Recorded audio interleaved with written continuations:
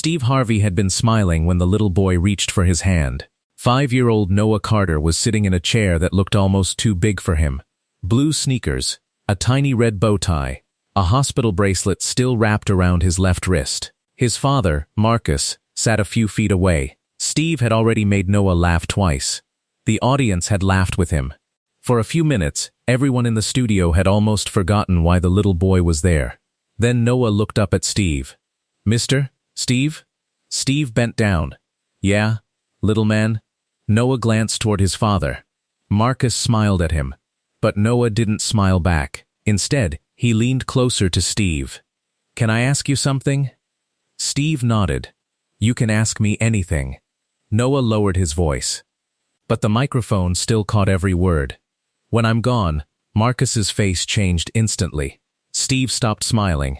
Noah continued, "Can you tell my daddy he doesn't have to be brave anymore?" The room went completely silent. Steve stared at him. Noah looked toward his father. "He waits until I'm asleep before he cries." Marcus covered his mouth. Noah turned back to Steve. "He thinks I don't know." Steve lowered his head. For several seconds, he didn't move. Then he stood up, turned away from the audience, put one hand over his eyes, and tried to breathe. Marcus was already crying. Noah simply watched Steve. Steve took a few steps toward the side of the stage, stopped, tried to speak. Nothing came out. The band stayed silent. Nobody in the audience made a sound. Steve wiped his face, walked back toward Noah, then suddenly sat down beside him. His shoulders started shaking. And Steve Harvey cried. Not one television tear. Not a quick emotional pause. He cried so hard he had to cover his face with both hands. A producer quietly stepped toward the stage. Steve raised one hand. "Not yet." Noah looked confused. Then he slid out of his chair, walked over to Steve, and put his little hand on Steve's knee. "Mr. Steve?" Steve looked up. Noah whispered, "You can cry too." That made it worse. Steve pulled the little boy into his arms, and for almost 10 minutes, the show stopped. But to understand why one question from a 5-year-old boy broke Steve Harvey that completely, you have to understand what Noah had been watching his father do for nearly a year. Marcus Carter had never expected to raise a child alone.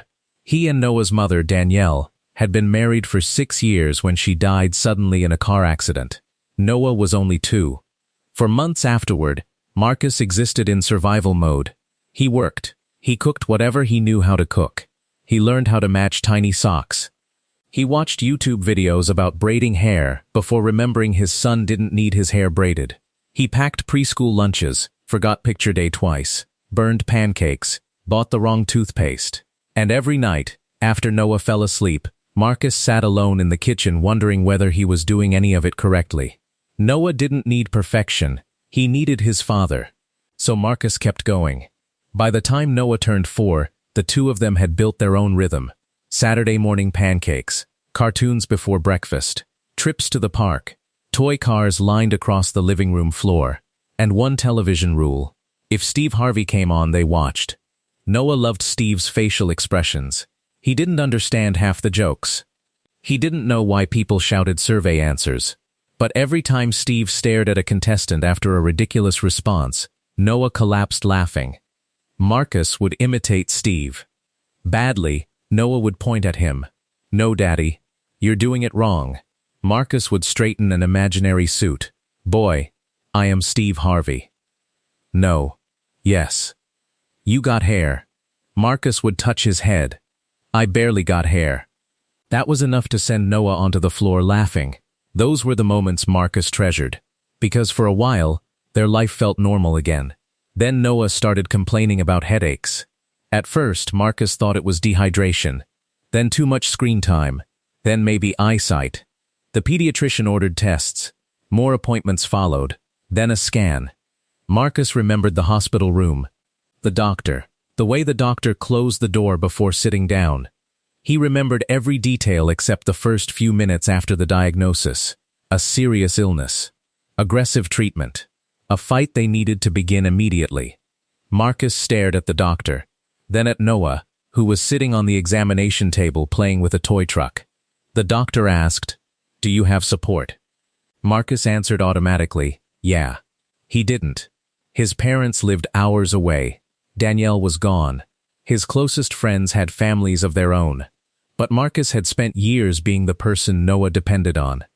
He knew only one response. I've got him. Treatment began. Everything changed. The toy cars moved into hospital rooms. Saturday pancakes sometimes became crackers.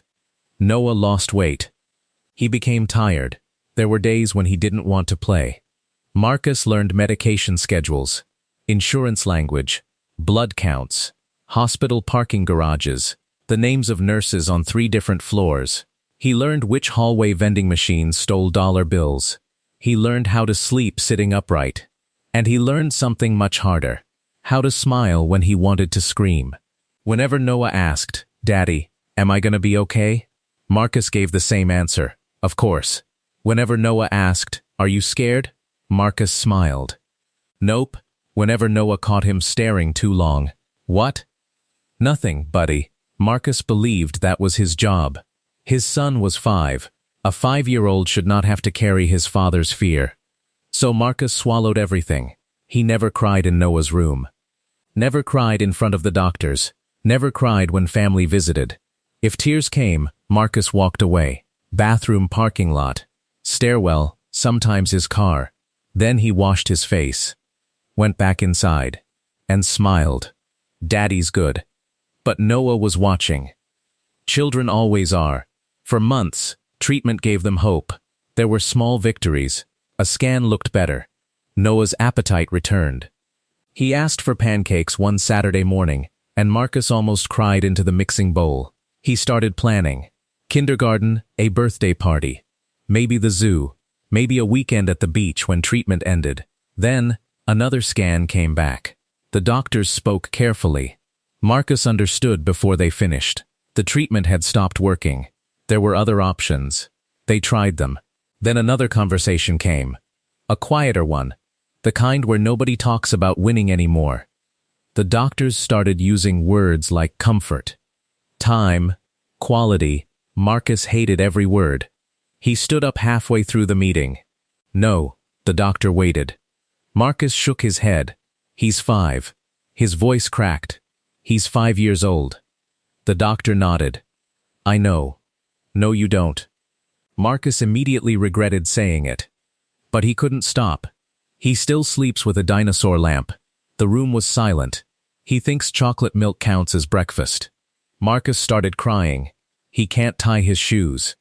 The doctor looked down. Marcus whispered, "You're telling me my son may not live long enough to tie his own shoes." That was the first time Marcus cried in front of another person. But by the time he returned to Noah's room, the tears were gone. Noah looked up. "You okay, Daddy?" Marcus smiled. Always, Noah stared at him. Then nodded. Marcus thought he had convinced him. He hadn't. As Noah became weaker, the hospital brought in a child life specialist named Rebecca. Her job wasn't to talk about medicine. She talked about everything else. What Noah liked, what he missed, what scared him, what he wanted. One afternoon, Rebecca asked, "If you could do one really special thing, what would you do?" Noah thought about it. Drive a fire truck. Rebecca smiled. Okay, and eat pancakes inside it. That might be harder. Noah considered another idea, then pointed toward the television. Steve Harvey was on. I want to see him. Rebecca looked at the screen. Steve Harvey? Noah nodded. Why Steve? Noah shrugged. He makes Daddy laugh. Rebecca expected him to say Steve made him laugh. Instead, he said Daddy. That detail stayed with her. She later asked Marcus. Noah wants to meet Steve Harvey. Marcus laughed. Of course he does. We might be able to arrange something. Marcus's smile faded. He understood what she meant. Wish programs. Special experiences. Things adults arrange when time becomes uncertain. Marcus shook his head. I don't know. Rebecca waited. I don't want him feeling like he couldn't finish. Rebecca said gently, like this is goodbye? Marcus nodded. She answered, then don't make it goodbye. Marcus looked at her. Make it Tuesday. So they did. Calls were made. Schedules shifted. People from Steve's team heard Noah's story. The response came back. Bring him. Marcus bought Noah the red bow tie for the trip. Noah hated it. It squeezes my neck. It makes you look sharp. I don't want to look sharp. You're meeting Steve Harvey. Does Steve wear bow ties? Marcus paused. No, then why I gotta?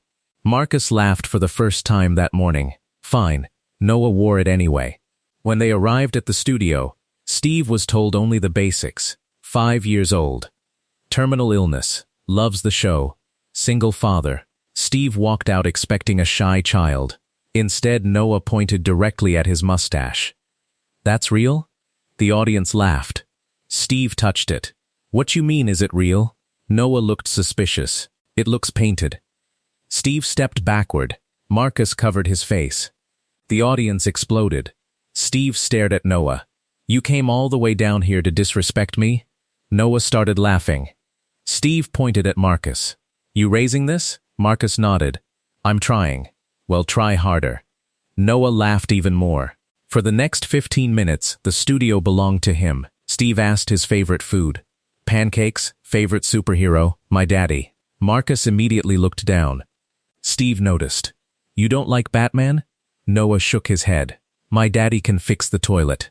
Steve stared at him. That is not a superhero power. It was overflowing. Steve turned to the audience. Okay. Never mind. That man saved the house. Marcus laughed. Noah looked over at him and smiled. Steve caught it. Every time Marcus laughed, Noah looked at him. Not occasionally. Every time. Steve eventually asked, why you keep checking on your daddy? Noah shrugged. He don't laugh a lot now. Marcus's smile disappeared. Steve looked at him. Marcus looked away. Steve changed the subject.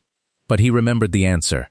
Later they brought out a small game for Noah. Simple questions. Funny answers. No pressure. Steve asked, name something you put on pancakes. Syrup? Good. Something people wear on their feet. Socks? Okay. Something your daddy says too much. Noah immediately answered, I'm fine. The audience laughed. Marcus did not. Steve slowly lowered the card. What? Noah smiled. He always says I'm fine. Steve looked at Marcus. Marcus forced a smile. Steve asked, is your daddy fine? Noah thought about it. No, the studio quieted. Marcus shifted in his chair. Steve crouched beside Noah. How you know? Noah shrugged. He cries. Marcus closed his eyes. Steve asked gently. When? When he thinks I'm sleeping. Marcus put a hand over his mouth. Steve didn't know what to say. Noah continued. Sometimes he goes in the bathroom. Marcus's shoulders shook. Steve stood. He walked toward Marcus. Put a hand on his shoulder. Marcus whispered, I'm sorry. Steve immediately shook his head. For what? Marcus looked toward Noah. He shouldn't have to know that. Steve said, maybe he knows because he loves you. Marcus wiped his eyes. The room stayed quiet. Then Noah raised his hand. Mr. Steve? Steve turned. Yeah? Can I ask one? Steve smiled gently. One what? One question. Steve returned to him. Go ahead. Noah looked at his father. Marcus smiled through tears. Noah turned back to Steve. When I'm gone, the atmosphere changed instantly. Marcus whispered, Noah, but Noah continued. Can you tell my daddy he doesn't have to be brave anymore? Steve froze. Nobody moved. He waits till I sleep before he cries. Noah rubbed his hands together. I hear him. Marcus bowed his head.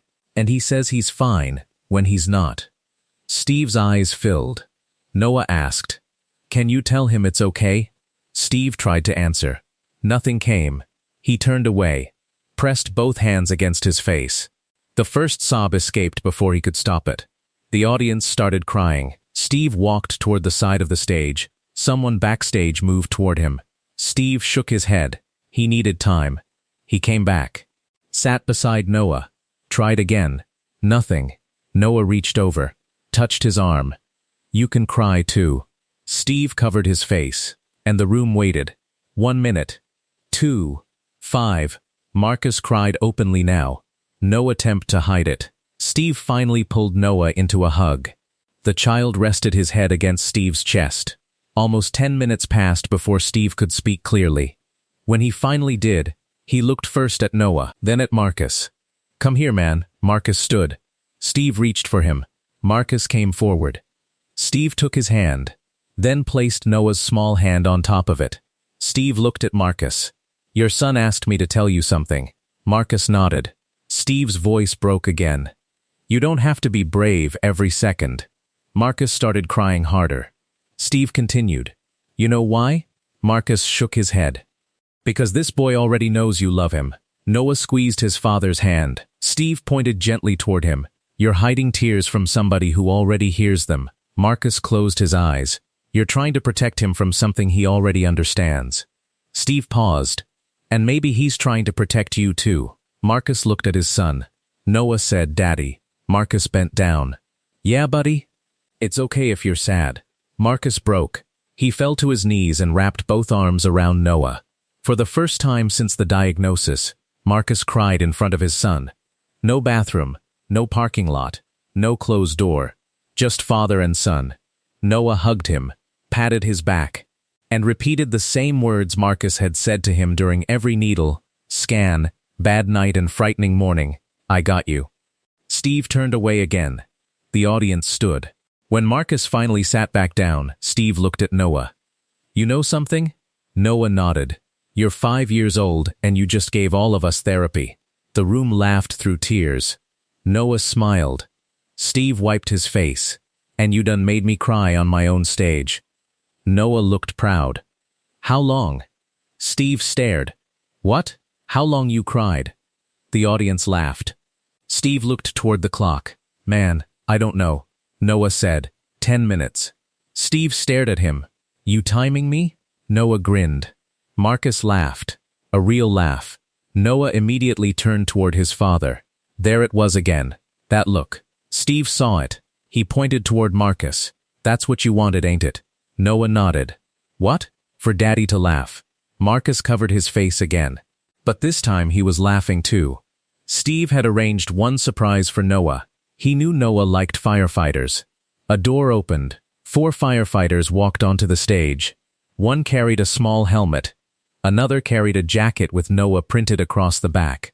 Noah's mouth fell open. "Is that mine?" Steve smiled. "Unless you know another Noah in here." Noah jumped up. One firefighter knelt and placed the helmet on his head. It was too big. It slid over Noah's eyes. The audience laughed. Steve said, "We just lost him." Noah pushed the helmet back. The firefighters presented him with an honorary badge. Then Steve brought out a tiny pair of boots. Noah looked at everything, then asked the most important question. "Where are the pancakes?" Steve stared at him. The firefighters started laughing. "Man," Steve put his hands on his hips. "We got you a fire department. A jacket. A badge." Noah waited. "And you worried about breakfast?" Noah nodded. Steve turned toward production. "Somebody get this child some pancakes before he reports us." Marcus laughed again. Noah looked at him, satisfied. Later, after the audience had left, Steve sat with Marcus privately. No cameras were positioned close. No jokes. Marcus looked exhausted. Steve asked, "How long you been doing this alone?" "Since his mom died." Steve nodded. Marcus rubbed his hands. "I keep thinking if I fall apart, he'll be scared." Steve looked toward Noah, who was across the stage showing a firefighter how he thought the siren should sound. "He already knows you're scared." Marcus nodded. "I know that now." Steve continued, "You being scared doesn't make him less safe." Marcus looked at him. "You being there makes him safe." Marcus started crying again. Steve put a hand on his shoulder. "You don't gotta perform strength for that boy." Marcus nodded. "Just love him." "I do."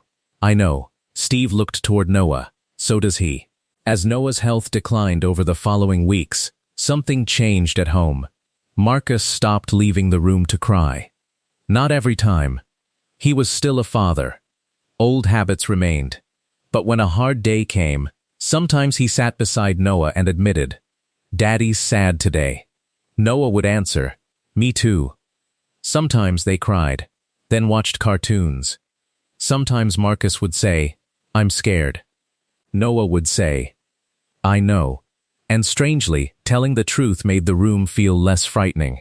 They no longer had to protect each other from something both already understood. One night Noah woke and found Marcus sitting beside his bed. Marcus's eyes were wet. "You crying?" Marcus almost said no, then stopped. Yes, Noah nodded. Okay, Marcus smiled. That's it? Yeah, you're not worried? Noah thought.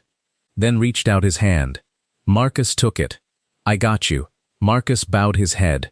For 5 years he thought his job was to teach his son how to be brave. Near the end, his son taught him what bravery actually was. Not pretending you weren't afraid, being afraid, and staying. Steve's team sent the family a package after the visit. Inside was a recording.